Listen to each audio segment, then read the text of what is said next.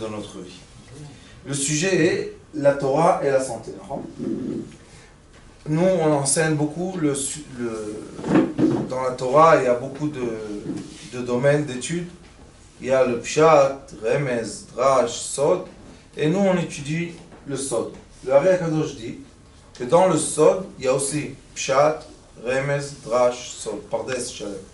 Ça veut dire que dans le Sod de la Torah, dans le secret de la Torah, on a aussi l'accès à des savoirs. Par exemple, le corps humain, par exemple, les étoiles, tout ce qui est astrologie, il y a dans le Zohar HaKadosh. Il y a le commencement de la Terre, il y a beaucoup de choses. Et un des sujets les plus intéressants, comme ça il est écrit à la fin du Zohar HaKadosh et dans le Tikkun Zohar, ils disent qu'un sage, le but d'un sage, c'est arriver à réussir de guérir les autres. Pourquoi la guérison, c'est tellement important? C'est ça la question. Pourquoi avoir la possibilité de guérir son prochain fait à Kadosh Baruch Hu un grand soulagement et une grande simcha? Il est écrit Verapo Yerape. Ça veut dire qu'à Kadosh Baruch Hu, quand il a parlé dans la Torah de la Refoua, il est écrit 2 fois. Verafo Yerape. Pourquoi on a besoin 2 fois? Il faut dire Veirape, 1 fois. Rapo et Rapé, ça veut dire qu'Akadosh Baruch Hu donne à l'être humain le permis de guérir ses frères, sa famille, tous ceux qui sont autour de lui. Et aussi, on dit dans la Tfila, Ve'ale arucha lechol tachluenu, lechol machovenu, lechol makotenu. Ale arucha. C'est quoi arucha? Qui sait c'est quoi le mot arucha? Non.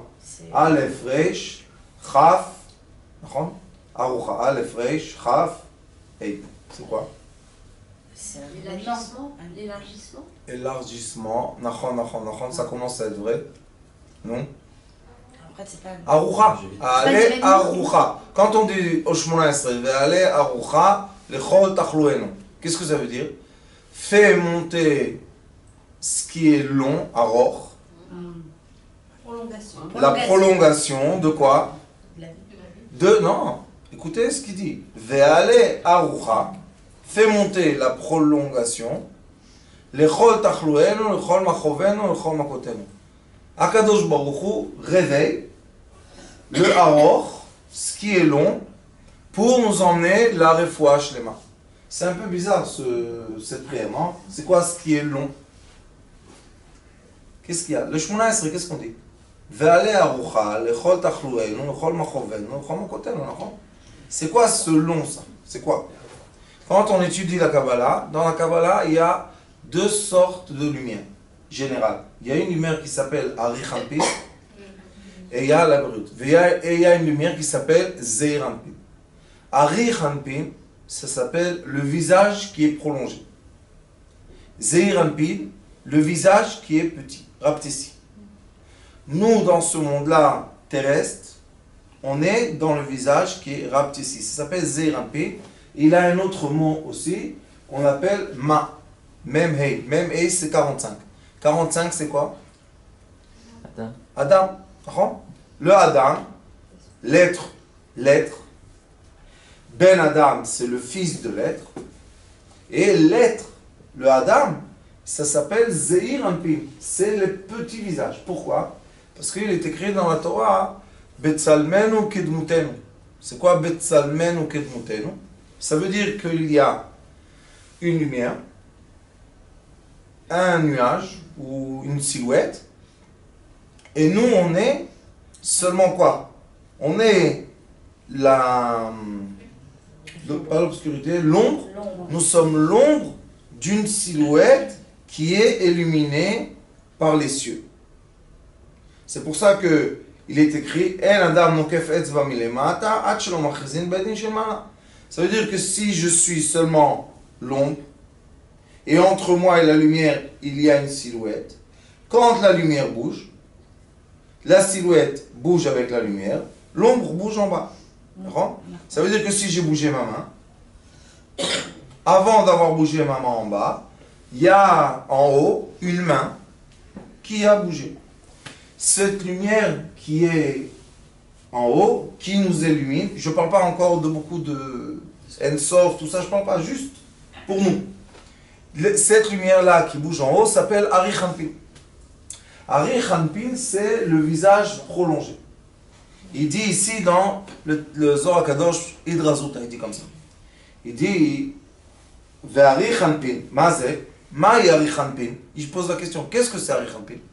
Il dit, elle a, comme ça on a étudié, à cause que d'Arich Apé, les Chayava, comme Akadosh Baruch, il prolonge sa patience ou son visage pour ceux qui sont fautifs. C'est-à-dire quoi il prolonge?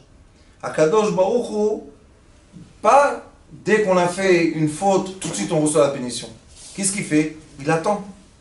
Alors ça s'appelle Aroch. Ari Hanpin. Il attend, il a la patience. Akadosh Baruch Hu a la patience de quoi? Ari Chapel Chayva, Aval, Ari Hanpin, Asuta de Hanpin. Vous savez c'est quoi Asuta en araméen? Asuta c'est quoi? À part d'être un des hôpitaux en Israël. Refoua. Alors il dit ici, Aval, Erech Hapaim, Asuta de Hanpin. Quand on est Be'erech Hapaim, c'est quoi Erech Hapaim? Comment? On est lent à la colère. Erech Hapaim Verav Chesed. Savlanut. La lumière en haut, qui est le début de toute notre existence, est patiente. Elle a la patience de quoi? Que même si on a fait quelque chose qui n'est pas bien, elle ne va pas nous punir tout de suite. Qu'est-ce qu'elle fait? Elle attend de voir. Est-ce qu'après ce que tu as fait, tu t'es contrarié? Est-ce que tu veux, à la fin de tes jours, reprendre le chemin qu'il faut? Qu'est-ce que tu fais à la fin? Kadosh Baruch Hu, c'est pas que tout de suite tu punis. C'est pour ça que Maï Refoua, c'est quoi la vraie Refoua d'une personne? Quand quelqu'un est malade et nous on est Be'erech Hapaim, on a la patience avec lui. Je vous expliquais tout à l'heure où sont les maladies. Alors il dit, Deha lo ishtakach asvuta be'alma, ela bezmana d'ashgachin anpin be'apin. Il dit, quand est-ce que la refoua est dans ce monde? Seulement quand notre visage est en face du visage céleste. Où c'est écrit? Quand les Kohanim font leur bracha le matin, il est écrit, Yevarcha Hashem ve'ishmerecha, Ya'er Hashem panav, Elecha ve'echuneka, Chanun ve'rachum, Erech Hapaim ve'erech chesed. Ya'er Hashem panav, Issa Hashem panav elecha, ve'yasem lecha shalom. Ça veut dire qu'on a tout le temps les panav. C'est quoi panav? Le visage d'Akadosh Baruch Hu. On ne peut pas dire le visage parce que l'Akadosh Baruch Hu n'a pas de silhouette, il n'a rien du tout, mais c'est une lumière. Ça veut dire que quand la personne est illuminée en face d'elle, elle ne voit pas sombre, elle voit illuminé. Son chemin dans ce monde qui est le monde de l'obscurité, qui s'appelle le monde du Asiya, dans le monde de l'obscurité, notre problème c'est tout le temps quoi? Prendre les décisions. On ne sait pas où aller, à droite, à gauche, à droite, à gauche. Mais si le chemin est illuminé, on va voir qu'est-ce qui est à droite, qu'est-ce qui est à gauche. Alors qu'est-ce qui nous manque vraiment dans ce monde? Il nous manque la lumière céleste qui illumine notre chemin. Et quand la personne n'est pas dans un doute, elle a quoi? Refoua shlema, elle est forte. Mais quand la personne commence avec des doutes, je suis bien, je ne suis pas bien, je suis gentil, je ne suis pas gentil, elle va de deux façons de penser. Où sont les façons de penser? Ils sont dans la colonne vertébrale. Qui sait où sont les façons de penser dans la colonne vertébrale? Où sont les docteurs? Le liquide rachidien. Il n'y a pas de docteur ce soir? Le liquide rachidien. Oui, t'as raison. Le liquide qu'il y a dans la colonne vertébrale, on a le... Qu'est-ce qu'on a? On a le système nerveux sympathique et on a le système nerveux parasympathique. Quel est le système nerveux sympathique, vous savez? C'est un système nerveux de self-destruction. c'est le système qui peut nous détruire. Comment il nous détruit? C'est un système nerveux qui dit vie, mort, blanc, noir, oui, non, froid, chaud. Ce système nerveux n'est pas un système nerveux qu'on peut vivre. Pourquoi? Parce que tout le temps, ou la punition, ou l'ouverture. Tout le temps, il ouvre, il ferme les portes. Mais une personne a besoin de la fenêtre un peu ouverte, pas toute ouverte. Non, non, non. Ou tu ouvres la fenêtre, ou tu fermes la fenêtre. Si on ferme la fenêtre, on a trop chaud. Si on ouvre la fenêtre, on est malade. Ça, c'est le système nerveux sympathique. Le système nerveux parasympathique, c'est un système nerveux qui nous donne toutes les couleurs, toutes les possibilités, toutes les options d'action, tout ce qu'on veut. Tout est ouvert. Quand tout est ouvert et on peut faire un petit pas, un demi-pas, on peut manger seulement un peu de ce qu'on nous donne. Ça, c'est le système nerveux de vie. Où sont ces deux systèmes nerveux? Dans la colonne vertébrale. Mais dans la colonne vertébrale, il y a comme une autoroute. Il y a ce qui descend du cerveau jusqu'à la fin de la colonne vertébrale. Coccyx. Coccyx. Gentil. Là-bas, ce qui veut dire qu'on était des singes avant, nous on n'était pas. Et après, du coccyx, ce qui remonte en haut. Ce qui remonte vers le cerveau. Quand ce liquide descend en bas et remonte en haut, qu'est-ce qu'il fait? Il rencontre les artères. J'ai bien dit les artères? Les artères. Les vertèbres. C'est quoi les artères? Ah, les artères. Alors les vertèbres. Les artères. Je ne crois pas qu'ils vont laisser parler à l'université en France, non? Vertèbres. Les artères, vertèbres, les docteurs, ils vont comprendre. Bon. Alors on a ceux-là. Chouliotes. Un sur l'autre. Une sur l'autre. Il y a un livre très intéressant qui s'appelle Sefer Yetzira. Et il y avait un sage, il y a 1000 ans, qui a écrit un commentaire qui s'appelle le Rabbi Avraham Ben David. Et là-bas, il explique tout le corps humain d'après la Kabbalah, toute la Refoua, tout ça, c'est tout. Il y a toutes des explications avec les étoiles, avec les mondes célestes, avec les lumières, tout ça. Et là-bas, qu'est-ce qu'il dit? Il dit qu'entre chaque vertèbre, c'est bien. Ben dis donc, hein, entre chaque vertèbre, il y a deux, non. Il y a deux nerfs principaux qui vont sortir. Ils vont un peu comme un arbre s'éparpiller et ils vont toucher certains membres dans notre corps ici. Maintenant, les membres qu'on a dans notre corps physique, ce sont les membres intérieurs qu'on n'a pas dans les jambes. Dans les jambes, on a quoi? Des os, des muscles, des tendons. On a le sang, mais on n'a pas les membres comme ici, les organes. Et dans notre corps physique, au milieu, on a des organes. Qu'est-ce que font les organes? D'après la médecine chinoise et d'après la Kabbalah, le Ari Akadosh aussi dit ça, que les organes représentent les sentiments. Par exemple, comment il s'appelle celui-là? La rate? Oh. Le cœur. Non, je sais pas. Docteur? Non, troll, qu'est-ce? Le troll. La rate, c'est rigoler. Rire. C'est la rate. Et aussi être triste. La rate. Et aussi, tous les vaccins du corps sont dans la rate. Maintenant, je me suis comporté avec quelqu'un et je l'ai rendu triste. Je l'ai rendu triste. Ma rate est dans une certaine position. On va appeler ça ou 1 ou 0. Mais disons, elle est position on. Et maintenant, elle envoie tout le temps des produits dans mon système sanguin qui me font triste. Je suis triste, mélancolique. Qu'est-ce que tu as? Pourquoi tu es triste? Parce que j'ai vu un film, Roméo et Juliette, et les filles sont morts à la fin. Bon, qu'est-ce que tu as vraiment? Je suis triste. Quand on est triste ici,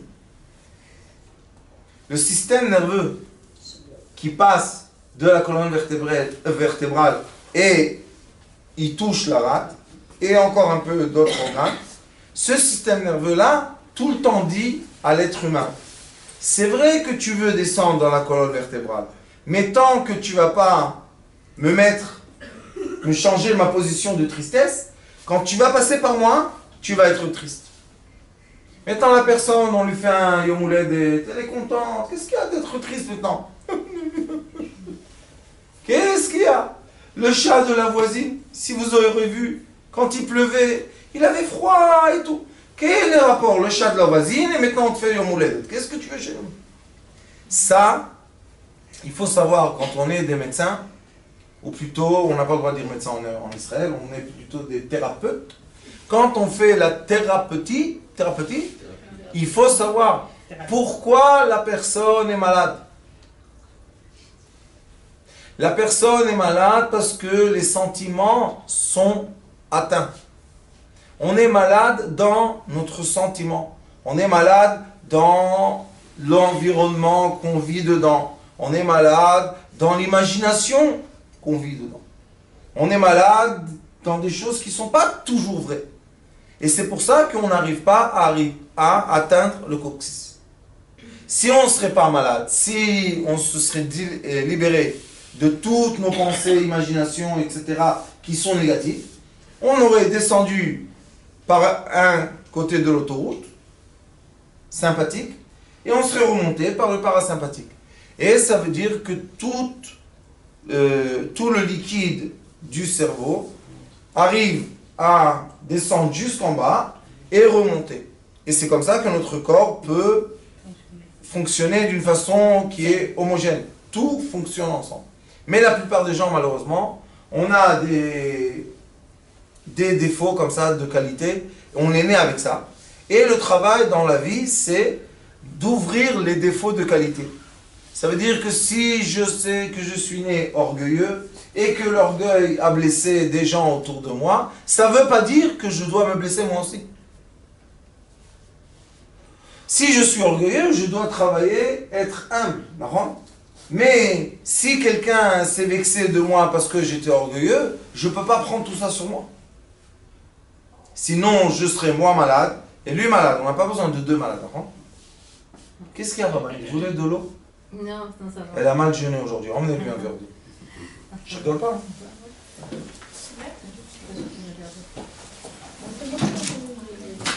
Asseyez-vous. Ils vont vous l'emmener. Il y a deux marches là. Alors il dit, alors le Zohar Kadosh dit, si vraiment on veut guérir une personne, où est le vrai problème de la personne? Le vrai problème de tout le monde, c'est Erech Apayim Verav Chesed. Ça veut dire qu'on n'arrive pas à avoir devant nous une image de miséricorde. On est tout le temps dans la rigueur, malheureusement. On est tout le temps... Non, c'est pour vous, moi j'ai... Moi aussi.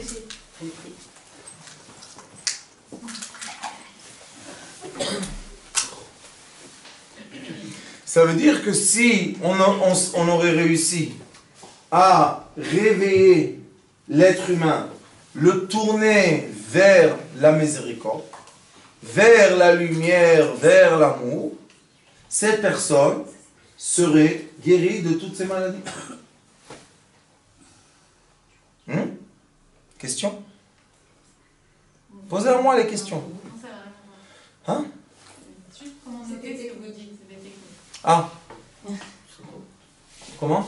Ce serait magnifique de trouver comment et pourquoi tout le monde serait guéri. Oui, mais tout le monde peut être guéri. La preuve qu'on dit tous les jours,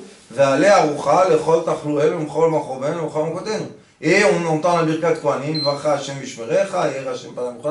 ça veut dire que tout le temps, quand on bénit les gens, on dit, sois en face de la lumière. C'est quoi cette lumière?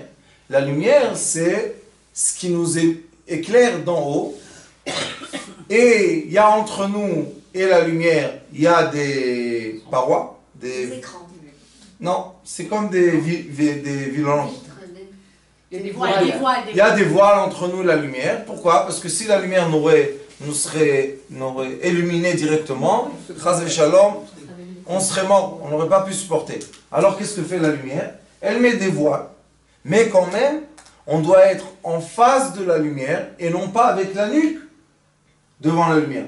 Dit, bientôt on va avoir Parashat Shemot, et il est écrit là-bas que Akadosh Baruch Hu a dit à Moshe Rabbeinu, Ani Hashem, moi, Akadosh Baruch Hu de miséricorde, Ichbadeti et lev Paro.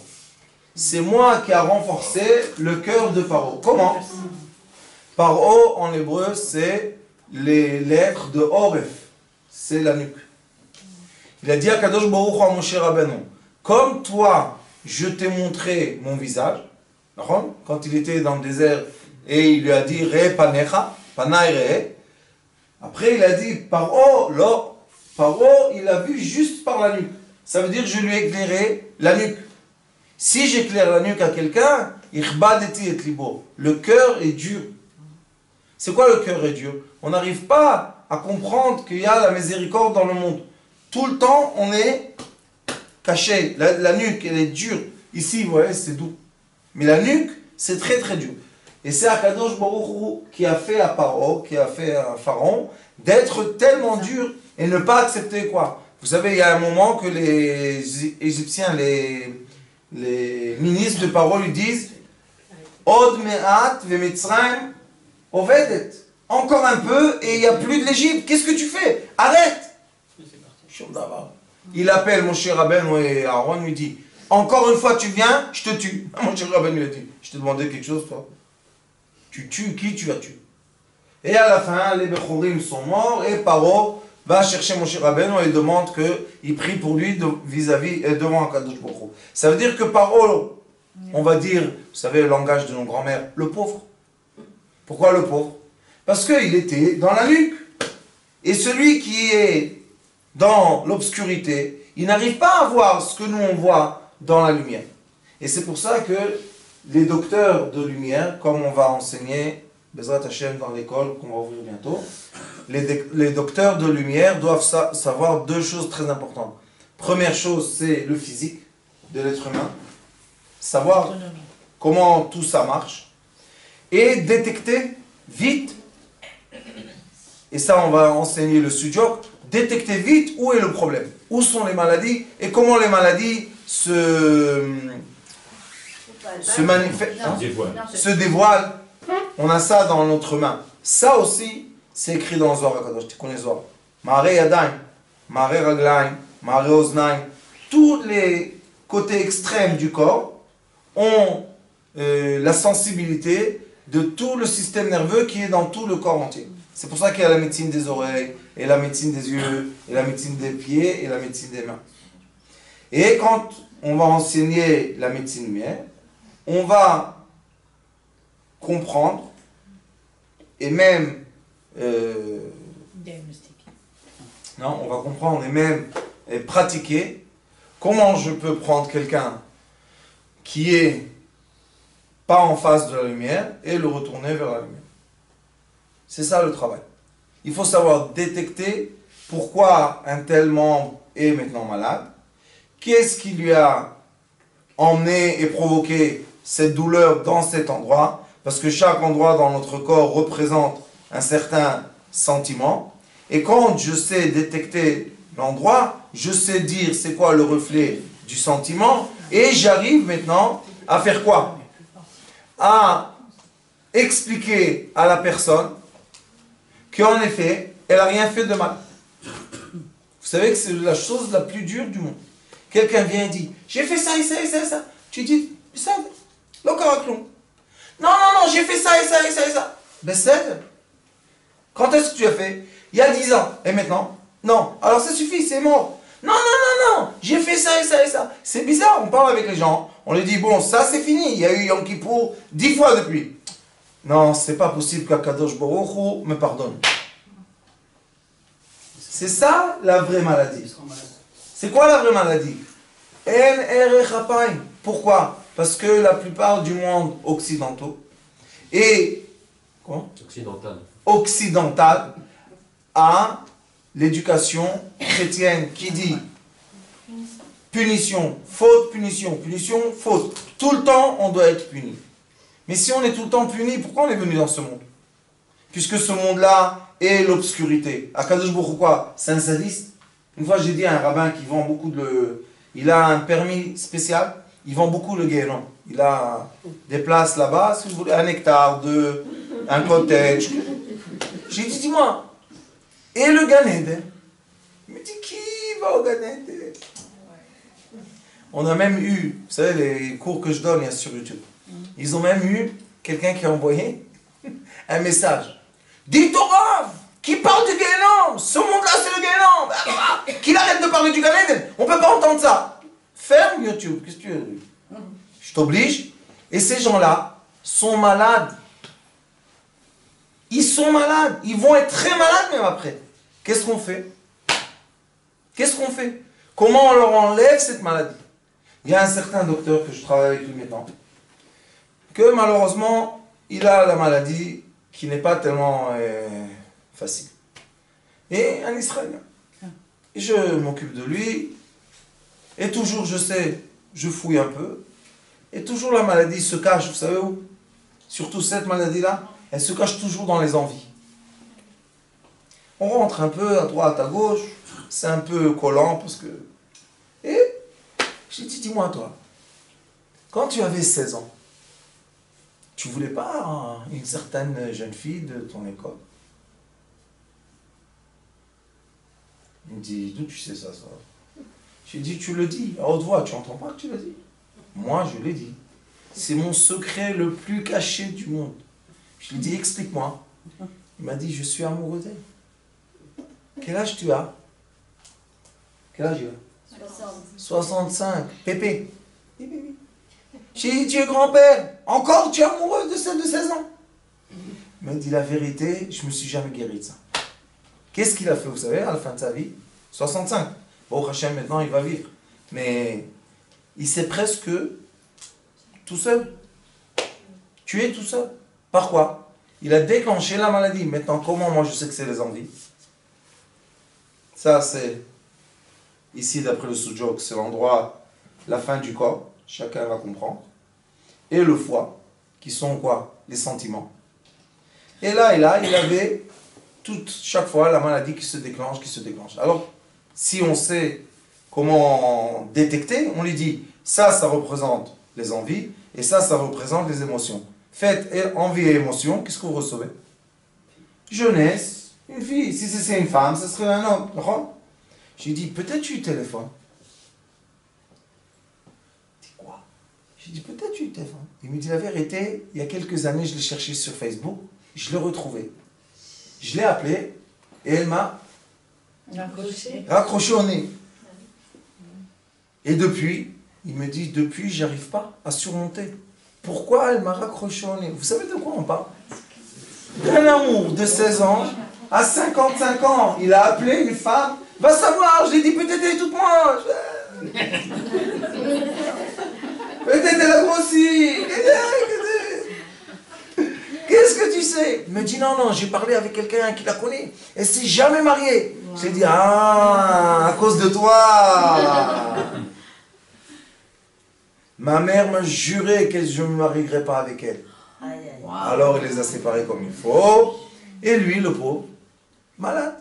Qu'est-ce que j'ai fait, vous savez? Je suis complètement fou. J'ai dit, écoute, tu vas la rechercher, tu prends un détective privé, et tu vas la rechercher. Vous savez, c'est un homme, il a tout. Il est riche, il a des enfants, il a des petits-enfants. Qu'est-ce qui lui manque dans la vie? Il a une belle voiture. Il n'arrive pas. Il est obligé de lui dire quelque chose. Bon, détective privé. Oui. Mais il était toujours avec sa femme? Toujours marié, cet homme? Il est marié. Je vous dis. Vous avez quand même cherché à contacter... Bien sûr, moi je suis fou. Je suis complètement fou. Moi. Au moins je le déclare, je ne cache pas ma folie. Chacun son truc. Il a, écoutez ce que je vous dis. C'est qui a dit que c'est pour le bien? Moi je suis pour les envies, qu'est-ce que vous... Bon, 65 ans, Détective privé, il a retrouvé, je ne me rappelle plus en Europe où elle est, et c'est vraiment jamais mariée. Wow. Mais elle ne voulait pas parler avec lui au début. Elle ne voulait pas parler. Qui a dit ça? Elle est restée amoureuse. À 16 ans, je crois qu'il est de Suisse. À 16 ans, quand lui, il était amoureux d'elle, il n'osait pas s'approcher. Maintenant, je vais vous dire la raison. Pourquoi le monsieur est devenu riche, vous savez? Parce qu'à 16 ans, quand il étudiait à l'école, ses parents étaient pauvres. Mais lui, il étudiait avec des riches. Et il avait toujours honte de sa pauvreté. Alors, il n'a pas osé se rapprocher d'elle. Mais, elle aimait aussi. C'est une histoire, sad story, hein? C'est mélancolique story. Une vraie histoire. 65 ans d'amour. C'est beau. Pourquoi tu t'es pas marié? Je veux pas parler, je veux parler. Bon, le détective privé a fait un bon travail. À la fin, elle a dit, elle est d'accord de parler avec le téléphone. 65 ans. Je crois qu'il est médecin. Non, pas médecin. Il fait des start-up, je sais pas quoi. Bon, il prend... Il tremble, non de... Je crois qu'il s'appelle Maris. Maris? C'est Paul. J'étais à côté de lui, je lui ai dit, réveille-toi. Il me dit quoi? Je lui ai dit, t'as 65 ans. Quel 65 ans? 16 ans. Il est resté bloqué à l'âge de 16 ans. Bah oui, bien sûr. Maintenant, le corps veut se développer. Le foie ne permet pas. Chaque fois que le système nerveux, vous savez, on a l'électricité, chaque fois que ça passe dans la colonne vertébrale, tic. Et alors, quoi? Stop. Pourquoi? Arrange. Arrange. Je ne peux pas arranger. Eh ben, rien à faire. Donc, il s'est marié avec une femme. Pas qu'il aime. Mais elle est gentille. Il n'y avait pas pourquoi de dire non. Et les mamans ont poussé. Et la vérité, elle est avec lui. Gentil. Mais aucune énergie entre eux. Tout est gentillesse. Elle est dans la cuisine. Lui, il est dans son bureau. Elle était sa secrétaire pendant des années. Il faisait les affaires. Il prenait les avions. Elle lui achetait les billets d'avion. Tout va bien. Correctly. Très correct. Mais... Bon, ils ont parlé. Combien de fois ils devaient parler pour être guéris? Une fois. Une fois. 3 fois. La 3e fois, c'est fini. Il a compris. Il a parlé. Il a... Qu'est-ce qu'il a à lui dire? Ils n'ont rien de commun. Elle aussi, ça l'a calmé beaucoup. Elle a dit, bon, dommage, eh ben, on va se retrouver dans le prochain Gilgoul. Et amicalement vôtre, et c'est fini. Après, il est parti chez le docteur. Scanner. Tout va bien. Cancer, hein, que tu nous en préserves. Il regarde le cancer. Tic. Encore un téléphone. Tic. 3e téléphone. Hop, il n'y a plus.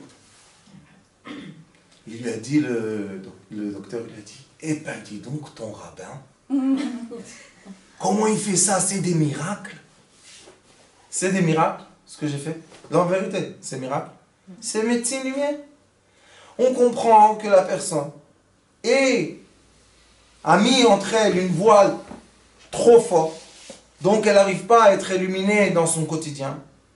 Et comme elle n'arrive pas à être illuminée dans son quotidien, qu'est-ce qui se passe? Je ne vais pas commencer à vous expliquer tout le système des atomes et des nerveux, ça on va étudier à l'école, mais vous allez voir que tout est scientifique.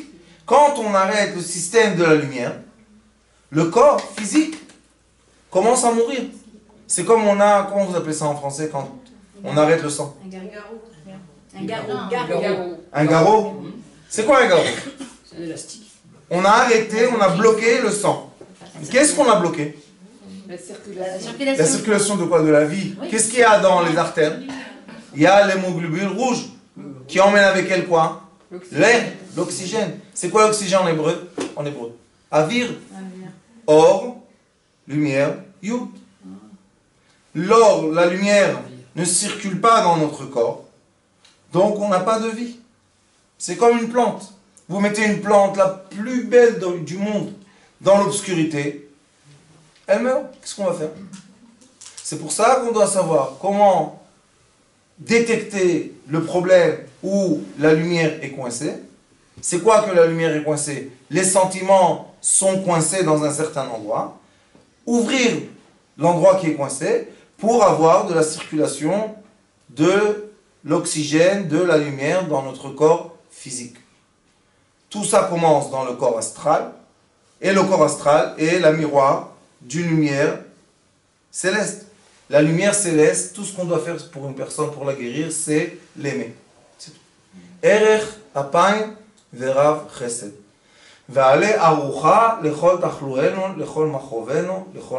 C'est pour ça que c'est vrai que quand on étudie la médecine, on est obligé de savoir comment le corps terrestre se comporte. C'est pour ça qu'on enseigne le Sujok Master, pas un cours de faire tout le trajet du Sujok jusqu'au Master. Et en parallèle, on étudie la médecine lumière, qui dit, est-ce que je suis capable à longue distance, ou bien même proche de la personne, de ramener sa lumière vers lui. Une des choses qui est très difficile dans la médecine, c'est quand une personne tombe dans le coma.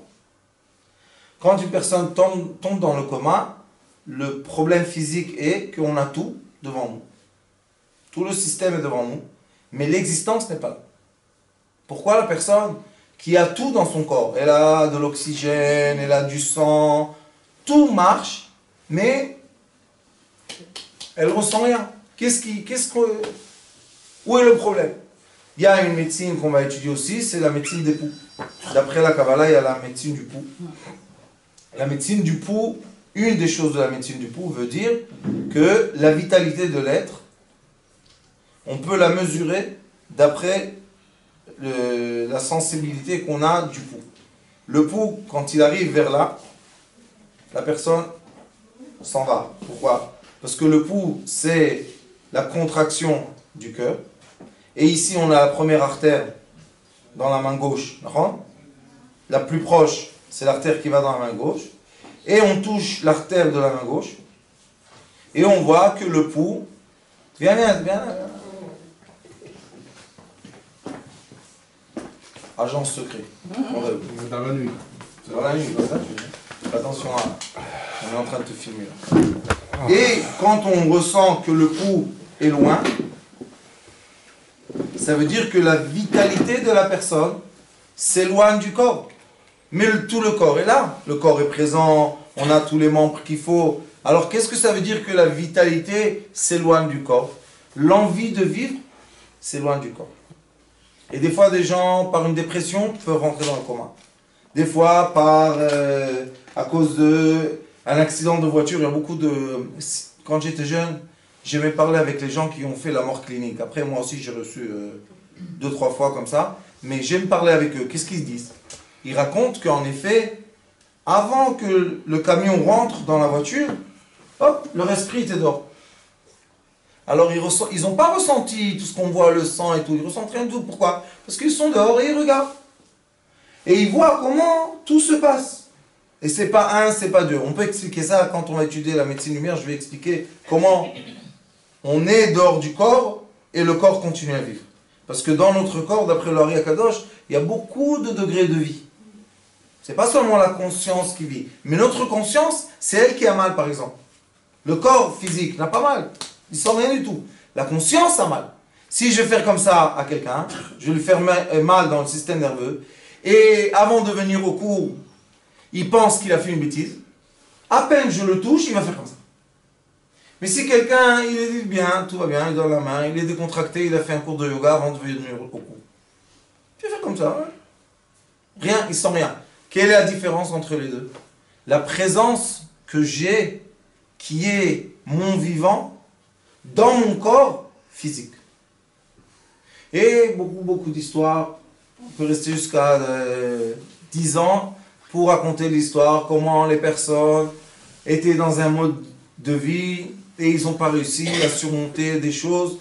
Hop, on les fait bouger leur conscience, qu'ils acceptent l'amour, qu'ils acceptent leur vie, et ils changent de mode de vie. Ils changent de mode de vie, ils se marient, ils ont des enfants. beaucoup d'histoires comme ça, qu'on voit que juste en parlant, on arrive à changer l'ADN de l'être.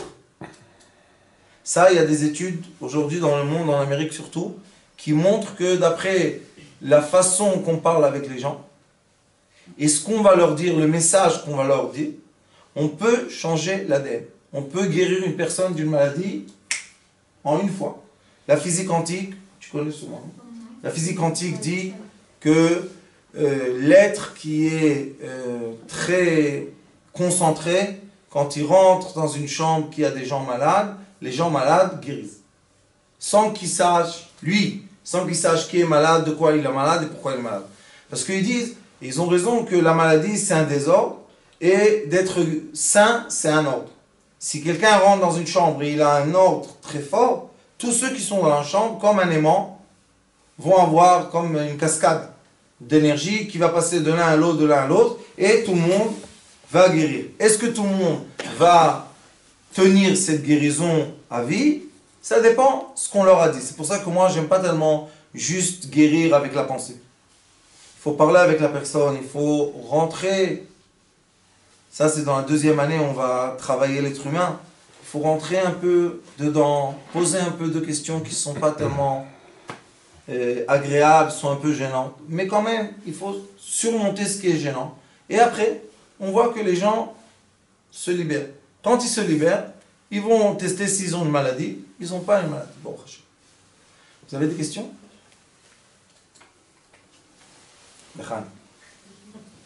Lèche. Oh, vous voyez? Agent secret. 007, oui. Quand il rentre dans la chambre de malade, il suffit qu'il soit sain ou il suffit qu'il soit heureux? Il doit être concentré. Concentré sur quoi? Sur la guérison? Non, sur le... il doit être concentré sur lui-même. Il doit être équilibré. Plus qu'équilibré. Très aligné. On doit être... Non. La joie équilibre. Ce qu'on S'il doit rentre faire... triste et équilibré. Non, les gens comme ça ne sont pas tristes. Par exemple, on rentre dans une chambre et on pense à une seule chose. Par exemple, Yud, ou un carré, ou l'orchouma. Ou une équation. Beaucoup de physiciens font ça avec des équations.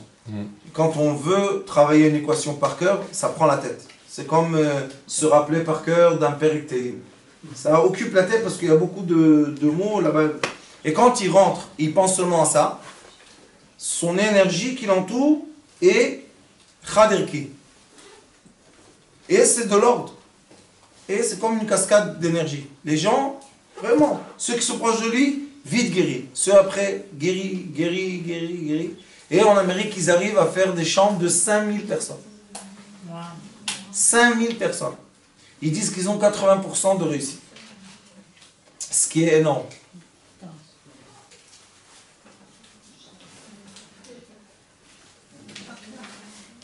Mais parfois ça vient des parents, ça veut dire que c'est les parents qui n'ont pas réglé des choses. Comment on peut savoir quelle chose à régler? Bonne question.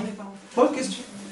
Le Zohar HaKadosh dit que les enfants sont le fruit de la pensée de leurs parents. Et comme les parents, normalement, ont des enfants quand ils sont jeunes, le fruit de leur pensée n'était pas tellement... voilà, tout le monde fait comme ça avec la bouche. Ça veut dire qu'on a tous compris. Mais, il faut continuer à lire le Zohar HaKadosh. Dans Parashat Mishpatim, il y a un extrait qui s'appelle Saba de Mishpatim. Et là-bas, le Saba de Mishpatim, c'est une âme qui est venue étudier avec Rabbi Shimon Bar Yochai et explique beaucoup de pages. Elle explique c'est quoi la vitalité, c'est quoi l'être humain, c'est quoi tout ça. Et là-bas, il dit que même nous, qu'on est né de la conséquence de la pensée de nos parents, c'était notre volonté pour venir corriger dans ce monde. C'est pas leur faute, c'est notre volonté. Parce que nous, on a choisi ce moment-là, avec ces pensées-là, avec ces outils-là, pour venir comme ça. Et maintenant, c'est la première station qu'on va faire pour passer ce monde. Une des choses qui est très importante à faire quand on étudie, surtout la médecine lumière, c'est de calmer les gens de leur colère vis-à-vis de leurs parents. Beaucoup de gens, surtout jeunes, se révoltent contre leurs parents, se révoltent, on va dire, est-ce qu'ils ont raison ou ils n'ont pas raison? Ils ont raison. Nos parents, c'est eux qui nous ont créés. Mais, est-ce qu'on a demandé d'être créés de cette façon? Oui. Alors, est-ce qu'ils ont raison d'être en colère? Non. Quand on n'est plus en colère, maintenant on peut commencer à se travailler soi-même. Parce qu'on est venu dans ce monde avec des défauts, sinon on ne serait pas venu dans ce monde magnifique. Et les défauts, ce sont les raisons de vivre. Et il n'y a aucun problème, on a tous des défauts et on peut être très heureux avec nos défauts. Et on doit remercier nos parents qui nous ont créés avec ces défauts-là. Il faut avoir la paix entre nous et nos parents. Parce que si on n'a pas la paix avec eux, c'est très difficile de se guérir vraiment. Et moi, je ne suis pas né sur la planète des gens guéris. Hein. C'est un long trajet avec beaucoup de Baruch Hashem. C'est comme ça, c'est pour ça que j'ai la barbe blanche. Oui. J'ai une question. Vous parliez tout à l'heure d'une envie de quelqu'un qui avait à l'âge de 16 ans. Oui. C'était un amour. Ça peut être n'importe quelle envie. Ça peut rester et se traduire. Mon fils qui a 16 ans, il veut, ça fait 6 mois qu'il veut une moto, un scooter. Il a très envie. Il dit, je sais, c'est pas raisonnable, je le veux 6 mois, je sais qu'après je vais rester avec l'envie, ils vont venir, ils vont les comptes. Donc si je comprends bien, si on ne cède pas, ça peut se transformer. Il peut garder cette envie, ça peut se transformer. Rabbanit, écoutez bien ce que vous dites. Si on ne cède pas, vous avez entendu le mot « si on ne cède pas », ça veut dire qu'il y a la guerre entre vous deux. Il n'y a pas de guerre. Il n'y a pas de guerre. Je vais vous dire, c'est très simple. Si lui, il a envie d'une moto, aujourd'hui ou demain, il aura la moto. Bah, lui, il nous dit justement qu'il voudrait l'avoir maintenant.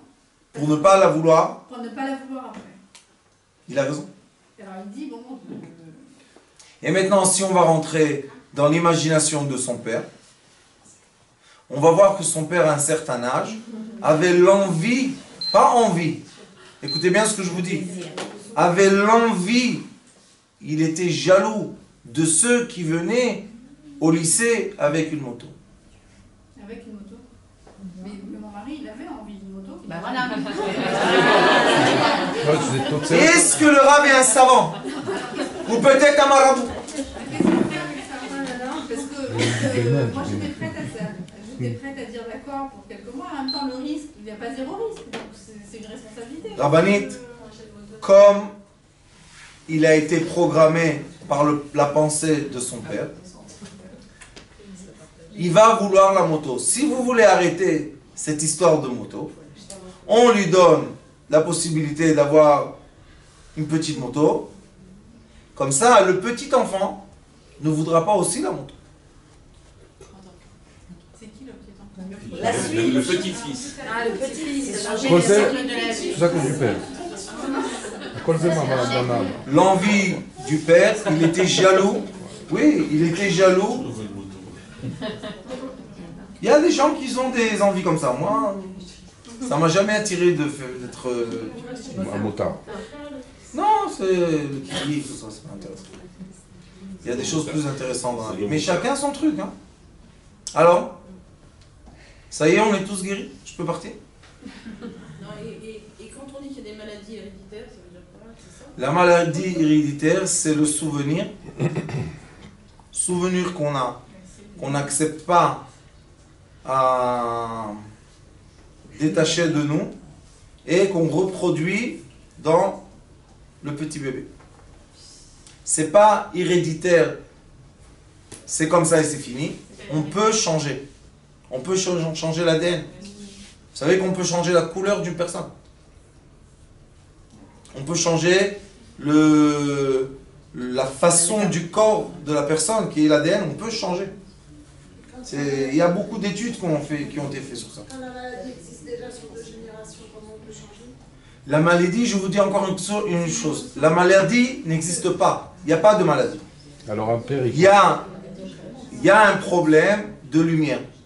Il y a un problème de fréquence. Mais il n'y a pas de maladie. La maladie n'existe pas. Ça veut dire qu'on peut toujours soigner des malades? On peut toujours tout soigner. On peut toujours revenir en arrière, traiter les sentiments ou l'origine et guérir? Oui. Je vais vous raconter une histoire. Tout le monde aime les histoires. Le Rav a dit.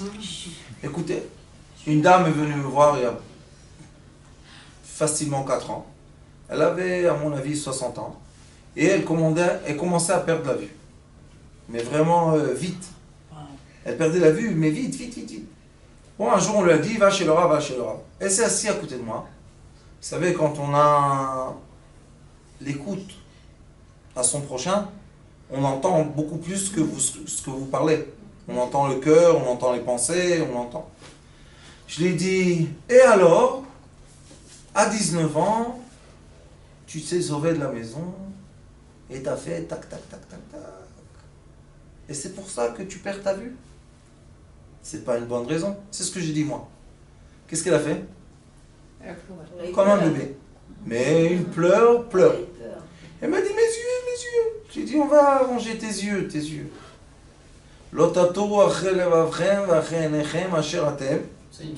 Zonim. C'est quoi zonim? J'ai fait un fait, action intime, que je pensais qui était interdit. On est parti avec l'imagination en arrière dans le temps. On a retrouvé la jeune fille de 19 ans dans la maison. Moi, je ne regarde pas, mais... Hein, je leur fais toujours quand je dis, allez, habille-toi. Hein. Elle s'est habillée, et je lui ai dit, maintenant, prends-la dans les bras. Et dis-lui, regarde, je suis arrivé à 65 ans, et je ne suis pas mort. Alors pourquoi tu veux que je meure? Vous savez, c'est un discours, ceux qui ont eu la chance de vivre ces discours entre nous et nous-mêmes, c'est plus que magnifique. Parce que vraiment, ça résout des problèmes très profonds. Résolve. Et elle a parlé, on a parlé comme ça, je crois qu'elle était dans la chambre 1 heure. Et quel était le problème?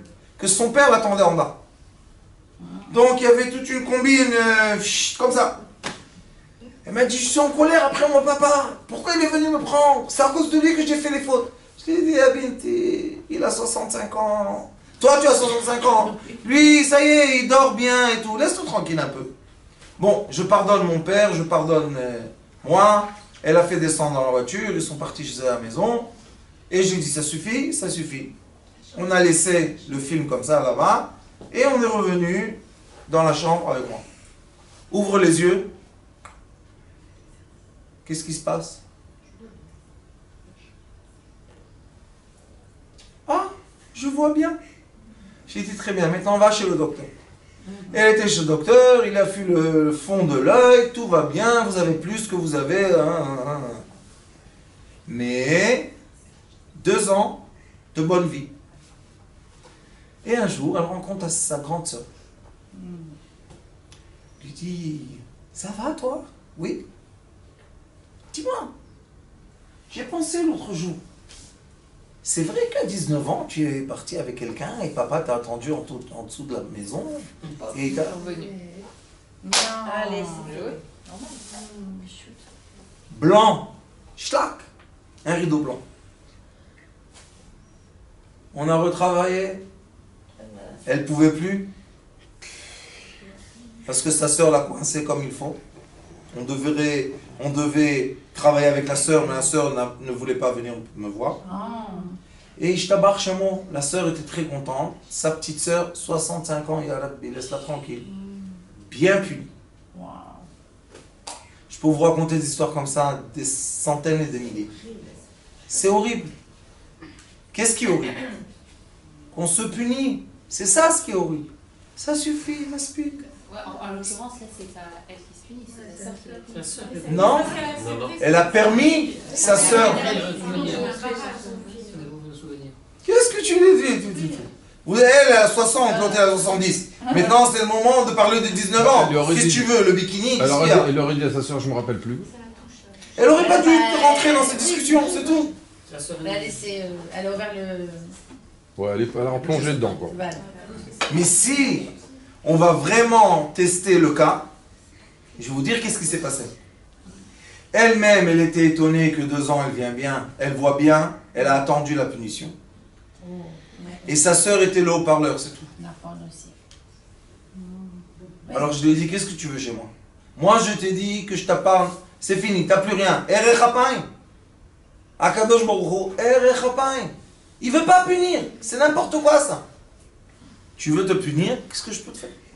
Par force, par force. Et il y a plein de maladies comme ça, plein. Il y a les mécatrégim là-dedans. C'est nous les Mekadrim. Il n'y a pas de kitsonim, de rien. Les chitsonim ont le droit de pénétrer l'être humain seulement quand l'être humain permet d'être pénétré. Bah là, pour le coup, elle a permis. Bah, permis, comme ça permis. Ouais. Mais Katrégim, c'est des mauvaises énergies qui veulent faire du mal à la personne. C'est pas les frites. Le Yetz. C'est qui a exclu dedans. Non, nous, en faisant des bonnes choses ou de mauvaises choses, c'est nous qui créons un ange positif ou un ange négatif. On peut donner une tzedaka et se dire, oh là là, j'ai pris le manger de mes enfants. C'est une tzedaka maintenant? Ça devient un ange négatif. Mais tu as donné une tzedaka. Pourquoi tu es contre? Que je suis bête. J'ai pris le manger de mes enfants. Tu as donné, allez, ça suffit. Sois content. Le manger de tes enfants, t'inquiète, il y a un autre tuyau par là qui vient. Mais ça, je vous dis, c'est très profond. Bezrat Hashem, les gens disent, Mashiach va venir dans 1 seconde, 2 secondes. Tant qu'on est dans cette punition, on n'arrive pas à laisser la lumière de Mashiach s'approcher de nous. Je rigole pas du tout. Et le monde entier, même ceux qui ne sont pas juifs, tout le monde attend le Messie. Tout le monde veut que ça suffit les guerres, et les bombes, et ça, combien? Encore on va tuer 100 millions, 10, 20, on a tué plus, on va tuer moins. Les gens, ils en ont marre. Laisse-moi un petit bout de terre, une petite maison, des petits animaux, quelques tarnégolotes, on prend des œufs, on a de la vergiture, on est heureux. La ou pas? Le verre, ça fait du bien. Verdure. J'ai des mots comme ça, verditure, c'est la ver de terre et le vergiture, et tout le monde se mélange avec moi. Mais ça fait rien, je suis sympathique. Moi, je m'aime comme je suis, la vérité. J'aurais changé un peu la couleur de... Pas de questions? Ben dis donc, hein, vous êtes sage.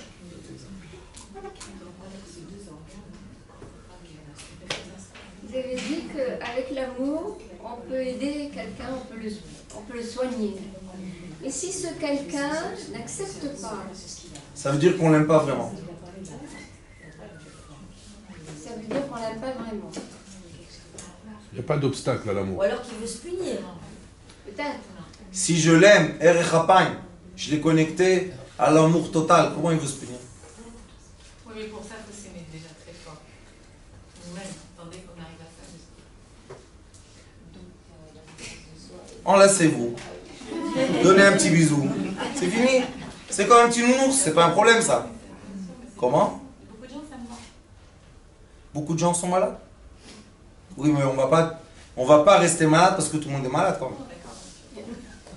Mais je ne crois pas que c'est philosophique comme question, mais il ne faut pas obligatoirement qu'il s'aime lui-même pour pouvoir se connecter à l'amour. Des fois, c'est les autres qui lui donnent envie d'être... Ça veut dire quoi? Je me sens bien. C'est les autres, c'est pas ce que lui-même. Ça veut dire quoi? Je me sens bien. Je m'aime. Pourquoi on ne s'aime pas?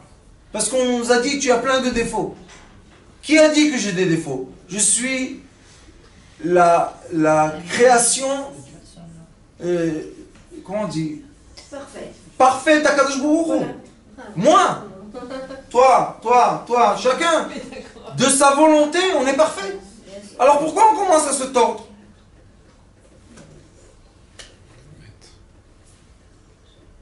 C'est parce qu'on nous éloigne de l'amour de Dieu. Alors la chevra, elle sert à quoi? La chevra, À mettre la pagaille. Elle peut aussi aider. la chevra, Des fois, elle fait du mal. des fois Les enfants seulement. entre les gens. Vous êtes gentil. Des fois seulement.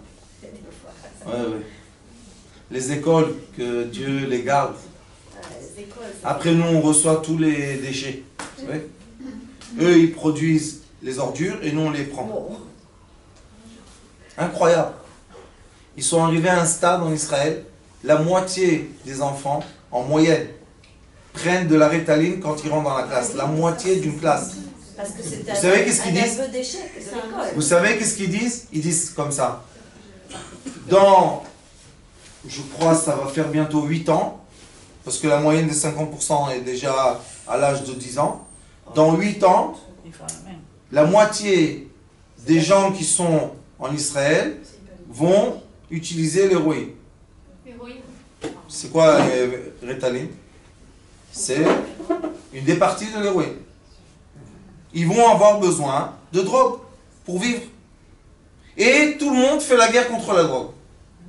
Bravo, hein, vraiment, félicitations pour le cerveau humain. Qu'est-ce que c'est ces ch'touillottes-là?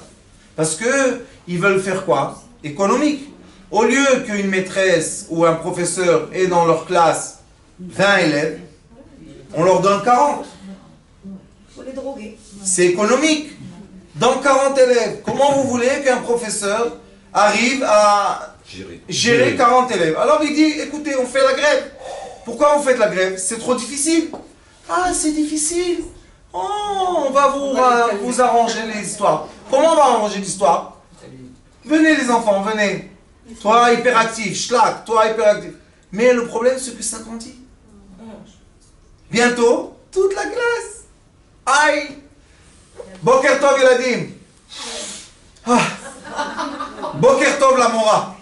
Yalla, matchilim shiur mathématika. Qu'est-ce que c'est ces ch'touillottes là? Mais on vit ça, hein. Et après, vous savez, ces enfants, comme ils ont eu droit à la drogue très jeune, Ritaline, c'est pas facile, hein. Comme ils ont eu droit à la drogue très jeune, quand ils grandissent, ils ont besoin ou de drogue plus dure, ou ils veulent plus la drogue. Maintenant, on va payer beaucoup d'argent pour les nettoyer de la drogue. Est-ce qu'ils sont capables d'être des chauffeurs de voiture? Très dangereux. Est-ce qu'ils sont capables de... Pas capable. Bitoach Lomi, 100% handicapé. 100% handicapé. 100%. Qu'est-ce qu'on fait Bitoach Lomi? L'argent descend. Qu'est-ce qu'on fait? Les taxes. Allez, tu vas payer plus, tu vas payer plus, tu vas... Mais complètement... Mais ça fait rien, Mashiach. Bientôt est là. À part ça. La vie est belle. La vie est très belle. Vous avez vraiment pas de questions? Alors posez une question. Pose une question, toi. Fais-nous une bonne carte. Moi? Oui. Alors, si déjà, en fait, j'ai l'impression que c'était pas exactement la question que j'avais. Oh. Ce que je disais, c'est à ce moment-là, si les parents, disons que les parents n'ont pas traité quelque chose. Eux, ils n'ont pas traité quelque chose, ils sont restés avec le problème. Moi, je ne sais pas c'est quoi le problème. Est-ce que dans mes actes, ça va ressortir et du coup, je pourrais traiter le problème par rapport à mes actes? Ou est-ce qu'il faut que j'aille chercher, parler avec mes parents? C'est ça qui me... Tout vit dans ton monde. Non, tu ne dois pas chercher ailleurs. Tout vit dans ton monde personnel. Donc ça va se reproduire sous quelque chose d'autre, sous une autre forme, mais ça va reproduire le problème. Quand on dit... Et eux, ils vont voir. Et vous savez ce qui est la chose la plus belle entre les filles et les mamans? Elles se détestent.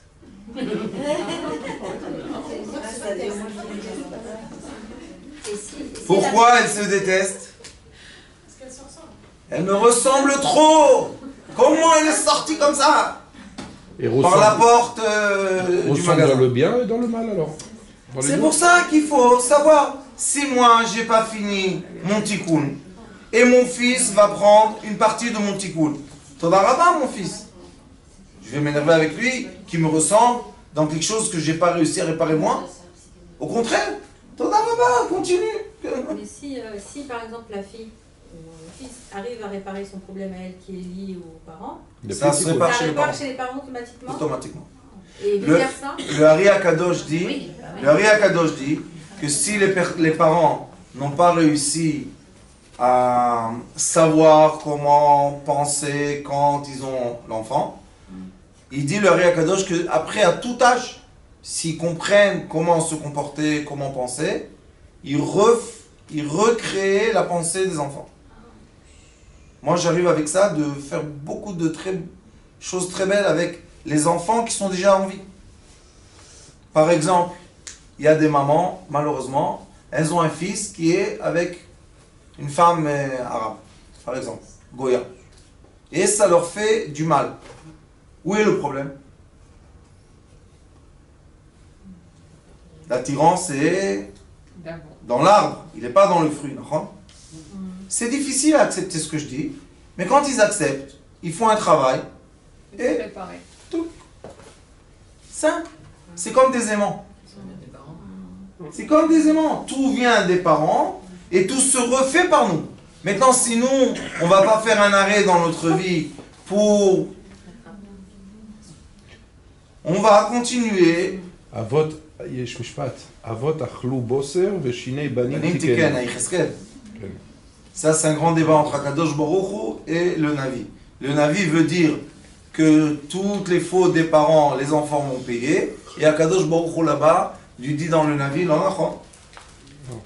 Lo nachon. Moi, Akadosh Baruch Hu, je juge l'être comme il est maintenant. לכן כתוב שם, לא חפץ במות הרשע, כי אם בשובו מדרכו וחיה, נכון? יחזקאל. בטח יפה, זה כתוב. יופי, מה נשמע?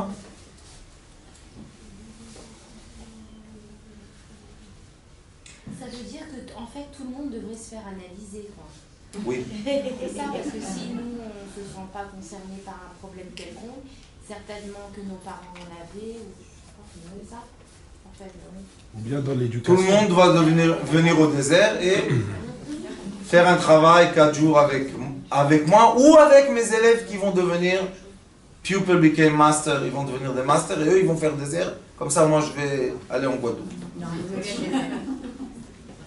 Non, c'est vrai. C'est pas possible que tout soit dans une personne. Il faut déléguer, partager le savoir et donner aux gens la force d'être mieux que toi. C'est pour ça qu'on a fait l'école. Zéro.